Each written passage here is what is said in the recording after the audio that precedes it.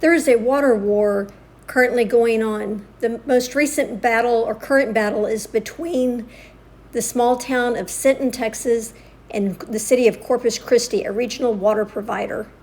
As I tried to understand why the people in Sinton are feeling like the Evangeline project has been rushed, I ended up coming across an October 2014 article written by a guy named Lyle Larson.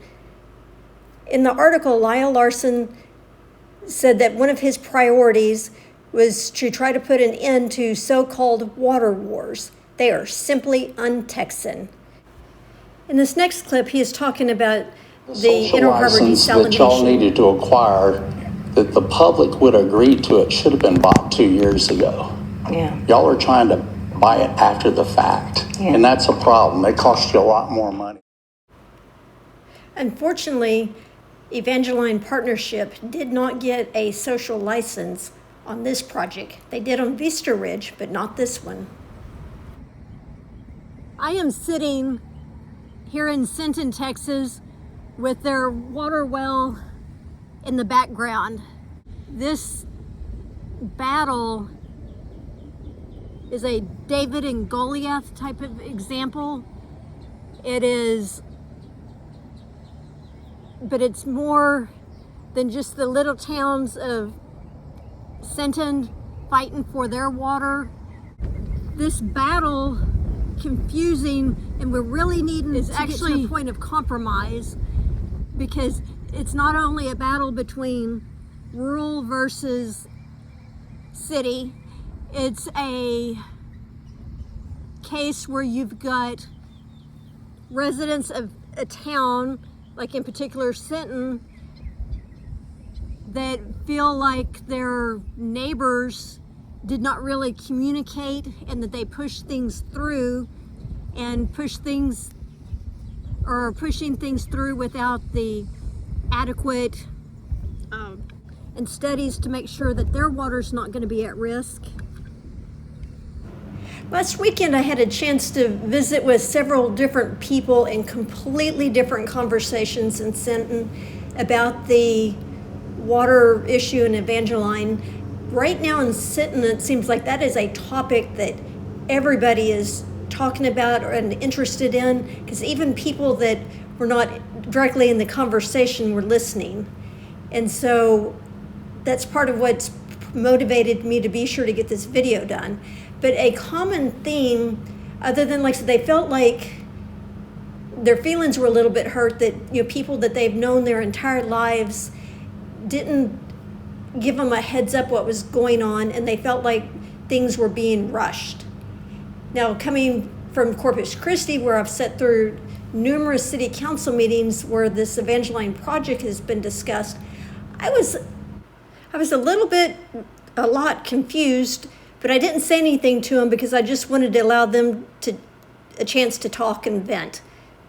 But when I got back over the weekend, I had an aha moment. Okay, I came up with a new theory. I don't know if it's 100% for sure, but to me, it does sound like this was a project that had been in the plans for so long that when it finally started moving last year, is many of the people in Sinton and the owners of the actual proper Evangeline Welder Ranch property have been scrambling. And so that would explain some of the rushed feel. But listen to what this guy was saying back in July. I sure did. Introduce yourself. Yeah, my name's Lyle Larson. You.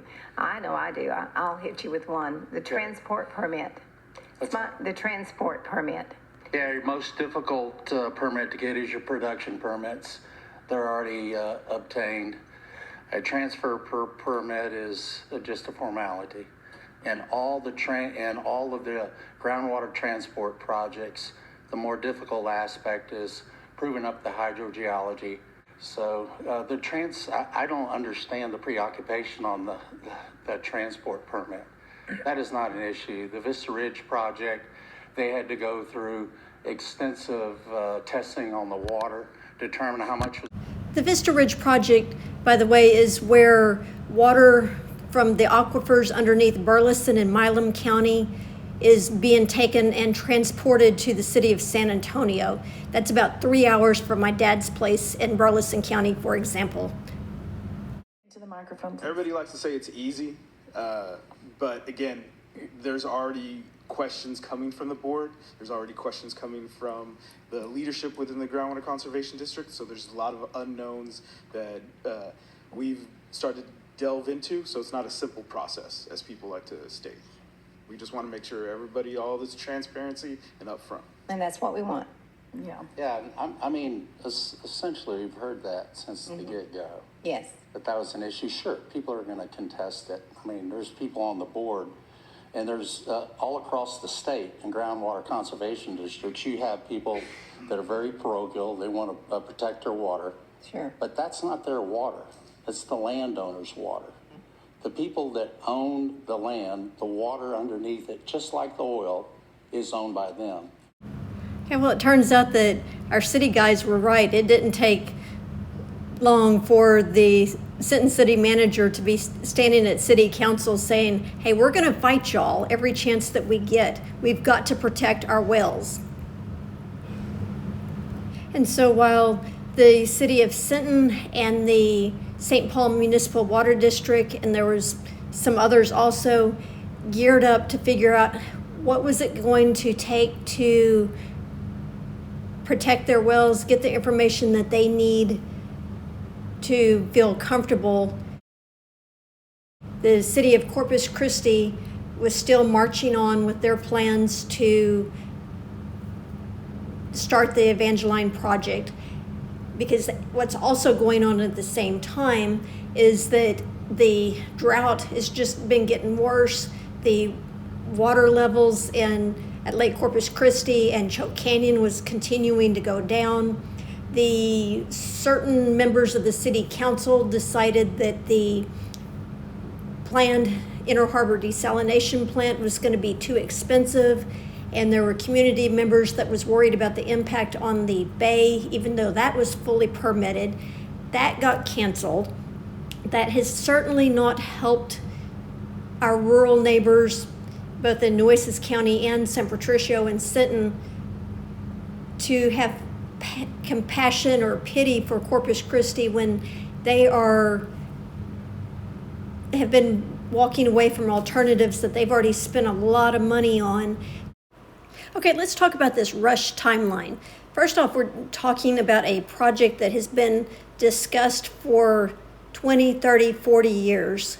And so for years, nothing happened. Some people, their entire adult life, have heard about the possibility that water might be sold from underneath this land.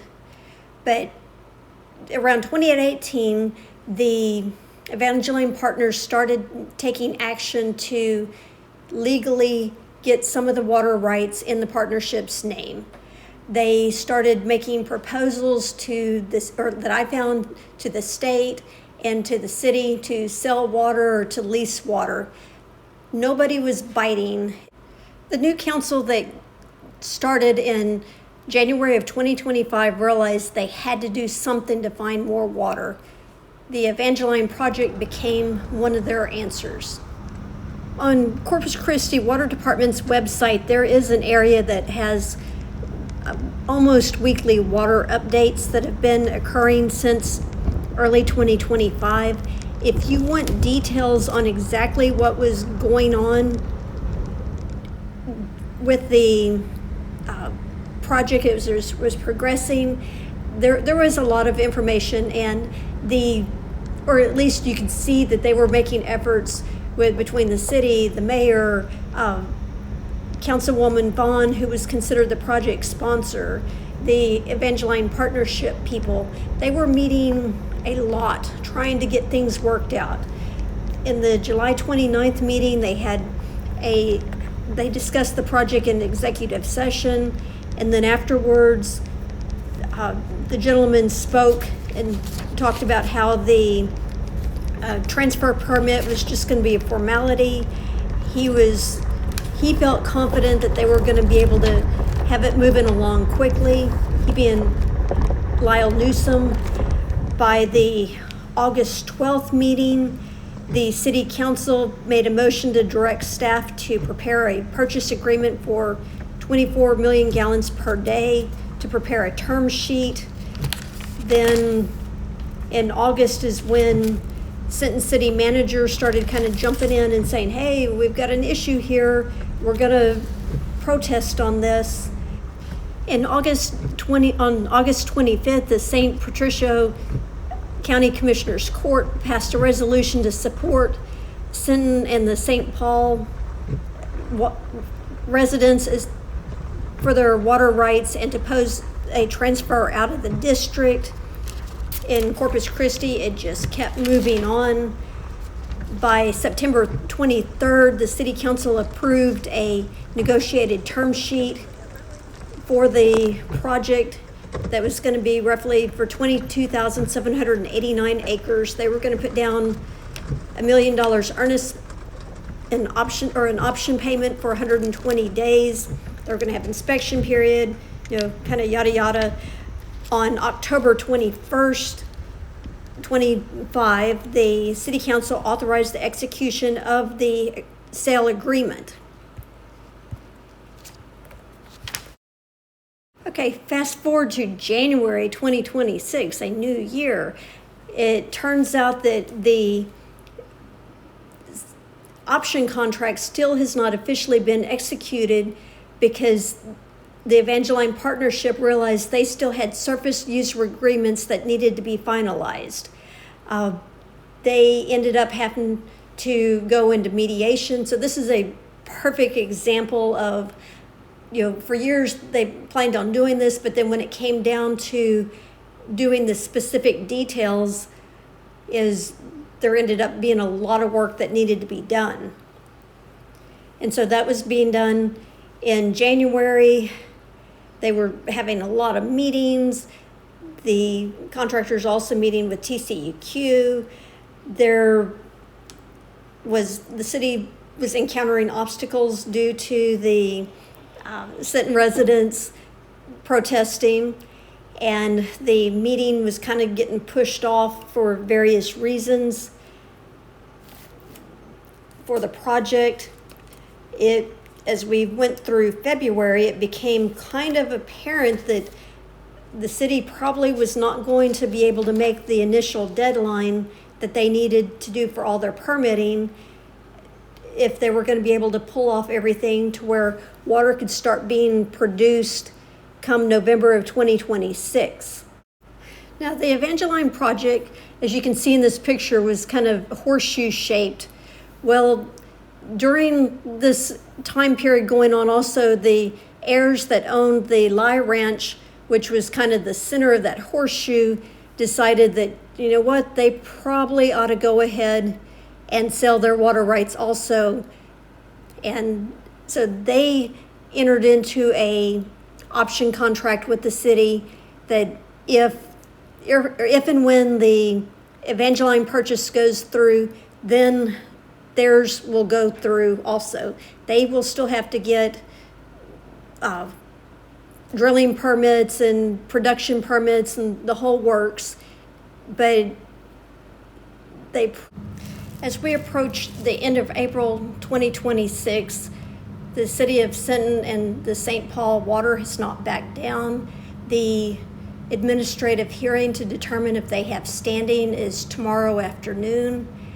The City of Corpus Christi's water challenges has not gotten significantly better, other than they are drilling more water wells in Nueces County.